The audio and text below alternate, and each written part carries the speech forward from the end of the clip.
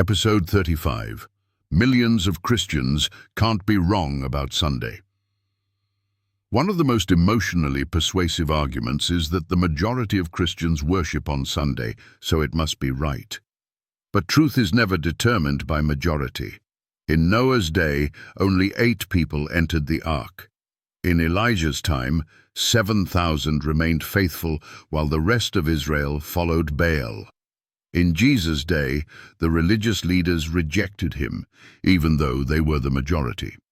Matthew 7:13-14 warns, "Wide is the gate, and broad is the way, that leadeth to destruction, and narrow is the way, which leadeth unto life, and few there be that find it." The fact that millions keep Sunday doesn't sanctify it. Jesus said, "In vain do they worship me, teaching for doctrines the commandments of men." Mark 7:7. Truth is not found in tradition, it's found in Scripture. And Scripture never changed the Sabbath. The path of the majority often leads away from God. Don't follow the crowd, follow Christ.